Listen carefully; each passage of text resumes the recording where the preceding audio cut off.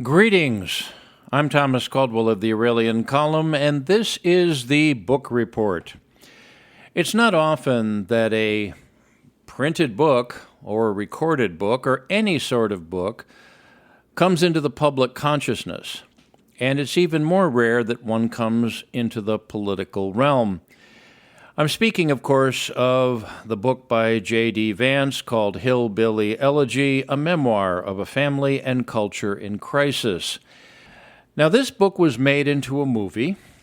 I have not seen that movie and, frankly, have no desire to see a movie. There's a T-shirt you can get at the Library of Congress and other places, and it's one of my favorites, and it says, "Never judge a book by its movie." Anyways, this is something I decided to read for myself. A lot of people refer to this book, a lot of people are talking about this book, but very few people are actually reading this book.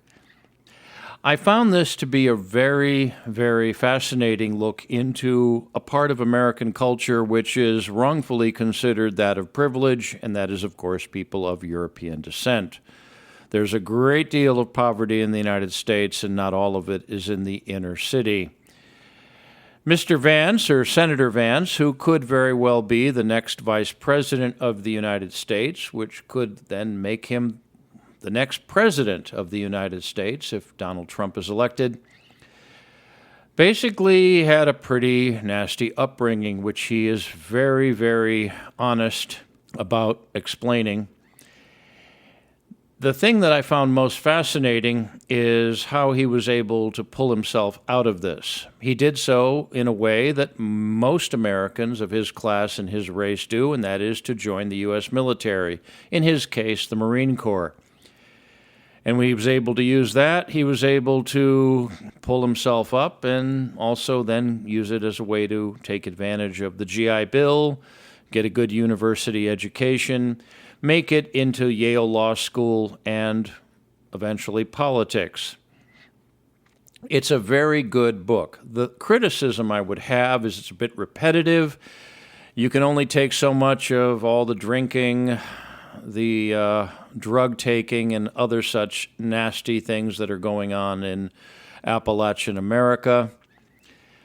There's a bit of repetitiveness, but also I wanted to hear more about the culture itself. This is something that needs to be explored and explained in much further detail than it usually is, and that is white America in the countryside that have a great deal of problems.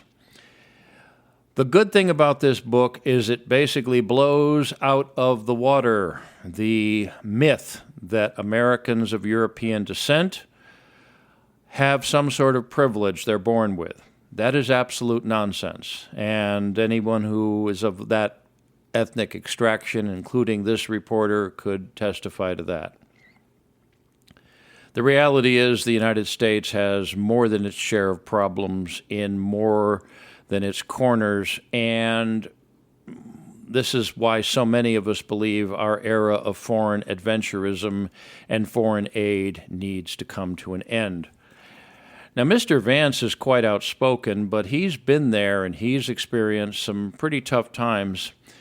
One of his favorite quotes is the one about liberal cat ladies running America. Well, they don't run America, but they do manage and run parts of it.